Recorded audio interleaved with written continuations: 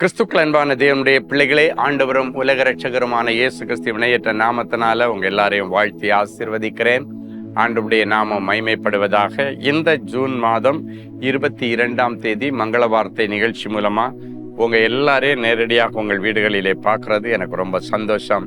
கர்த்தர் உங்களை ஆசீர்வதிப்பாராக. காலையிலே எழும்பி உட்கார்ந்து மனவேதனையில, சரீரத்தில் இருக்கிற வியாதிகளின் நிமித்தம் சரீர வேதனையில உட்கார்ந்து புலம்பிக் கொண்டு என் உடம்பு கொஞ்சமும் கோஆப்ரேட் பண்ண மாட்டேங்குது, போய் இந்த வியாதி என்ன இந்த சின்ன வயசுலயே பிடிச்சிருச்சே, இந்த வயசுல இந்த வியாதி வந்துருச்சே அப்படின்னு சொல்லி மன உளைச்சலோடு இருக்கிற தேவனுடைய பிள்ளைகளே, இன்றைக்கு உங்களுக்காக கர்த்தர் ஒரு நல்ல மங்கள வார்த்தையோடு வந்து உங்களை உற்சாகப்படுத்துகிறார்.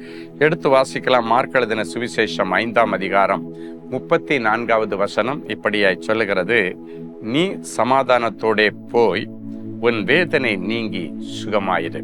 நம் ஆண்டவராகிய இயேசு கிறிஸ்து நன்மை செய்கிறவராய் இந்த உலகத்திலே சுற்றி திரிந்தார். அதே போல இன்றைக்கும் நன்மை செய்கிறவராய் நம் வாழ்க்கையிலே அவர் சுற்றி கொண்டிருக்கிறார். நம்முடைய வாழ்க்கையிலே அவர் இடைப்படுகிறார், நம்மோடு வாழ்கிறார். தேவை அறிந்து செய்கிறதுல நம்ம ஆண்டவர் அடிக்க யாராலே முடியாது.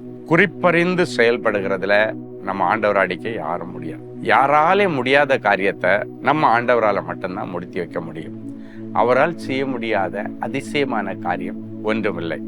இப்ப நீ எதெல்லாம் என்னால முடியலைன்னு சொல்லிட்டு இருக்கியோ அதெல்லாத்தையும் இன்னைக்கு ஆண்டவர் நமக்கு முடித்து தருவார்.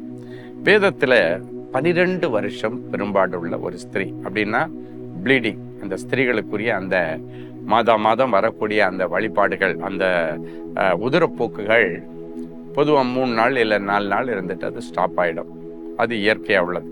ஆனால் இவளுக்கு 12 வருஷமா நான் ஸ்டாப் ப்ளீடிங். அந்த பெயின் எப்படி இருக்குன்னா, பெண்களை கேட்டா சொல்லுவாங்க, இல்லைன்னா மாணவிகளை கேட்டா சொல்லுவாங்க, வயதான தாய்மார்களை கேட்டா சொல்லுவாங்க, வாலிப பிள்ளைகளை கேட்டா சொல்லுவாங்க. ஏன்னா அது 3 நாள் 4 நாள்ன்றதே இவர்களுடைய இயல்பு நிலையை கொஞ்சம் டிஸ்டர்ப் பண்ணக்கூடியதா தான் இருக்கும். ஆனால் 12 வருஷம் அப்படின்றது அவளுக்கு பெரிய வேதனை. அந்த கொடுமை தாங்க முடியாம எவ்வளவோ சொத்தெல்லாம் வித்து தன்னுடைய சொத்து முழுக்கும் இந்த வியாதிக்காகவே செலவழிச்சோம். இந்த ப்ளீடிங் ஸ்டாப் ஆகல, இந்த உதிரப்போக்கு நிக்கல, மனவேதனை, மன உளைச்சல், வெளியே வர முடியாத சூழ்நிலை.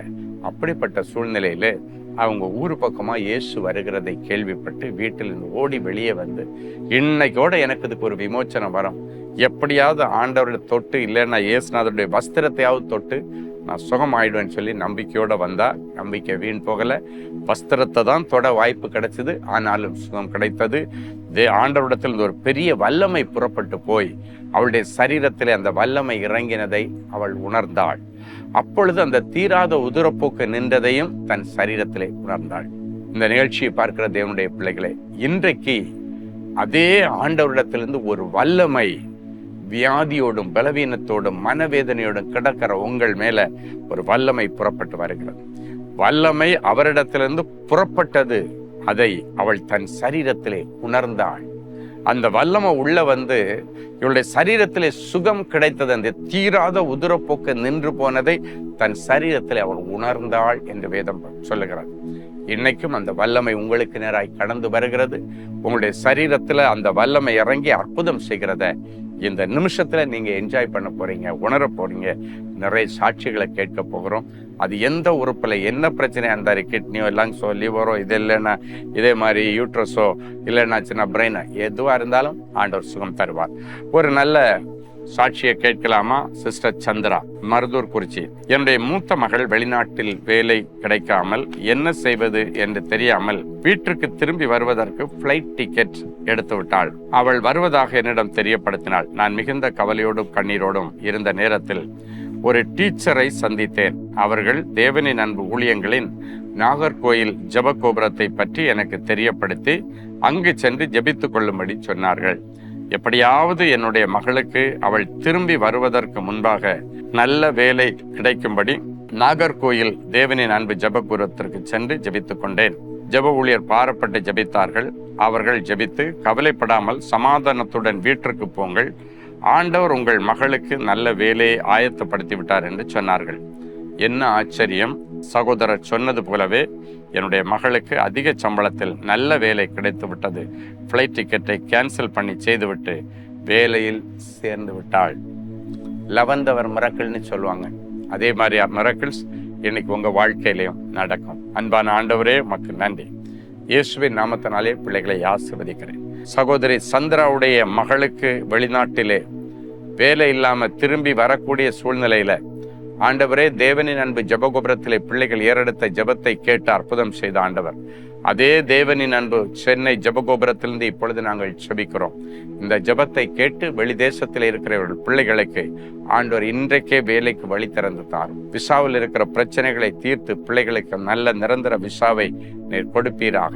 அக்காமா பிரச்சனைகள் எல்லாம் இன்றைக்கு முடிவுக்கு வரட்டும். சிட்டிசன்ஷிப், கிரீன் கார்டு எல்லாமே, PR எல்லாமே இன்றைக்கு அவர்களுக்கு கிடைக்கட்டும். அது மட்டுமல்ல ஆண்டவரே, இன்றைக்கு இந்த ஜெப வேளையிலே ஆண்டவருடைய வல்லமை இவர்கள் மேல இறங்குகிறதை இவர்கள் ஒவ்வொருவரும் உணர்வார்களாக. இவருடைய ஆவியிலே, ஆத்துமாவிலே, சரீரத்திலே தெய்வீக சுகமும் விடுதலையும் அடைவார்களாக. எவ்வளவோ செலவு பண்ணி மருத்துவம் பார்த்தும் குணமடையாத அத்தனை வியாதிகளும் இயேசுவின் நாமத்தினாலே இன்றைக்கு சுகமாகட்டும். குறிப்பாக இந்த யூட்ரஸ் சம்பந்தப்பட்ட வியாதியோடு கஷ்டப்பட்டு கொண்டிருக்கிற அத்தனை பிள்ளைகளும் இப்பொழுதே தெய்வீக சுகத்தை பெற்றுக் கொள்ளட்டும். பிறந்த நாள், திருமண நாளை நினைவு கூறுகிற பிள்ளைகளை ஒரு விசை கண்ணோக்கி பாரும். கர்த்தராலே ஆசீர்வதிக்கப்பட்ட சந்ததியாய் இருப்பார்கள் என்கிற மங்கள வார்த்தை இந்த நிமிஷத்திலிருந்து அவருடைய வாழ்க்கையிலே பலிக்கட்டும். இயேசுவின் மூலம் பிதாவே, ஆமென். அன்பு தேவனுடைய பிள்ளைகளே, இந்நிகழ்ச்சியின் மூலம் நீங்கள் பெற்றுக்கொண்ட ஆசீர்வாதங்களையும் உங்கள் ஜெப விண்ணப்பங்களையும் அனுப்ப வேண்டிய முகவரி: தேவனின் அன்பு ஊழியங்கள், Vinayak avenue, OMR road, Okkiyam, Thoraipakkam, Chennai 600097. மேலும் 24 மணி நேர ஜெப உதவிக்கு 044-24547-999 மற்றும் 9941150999 என்ற எண்களுக்கு தொடர்பு கொள்ளுங்கள்.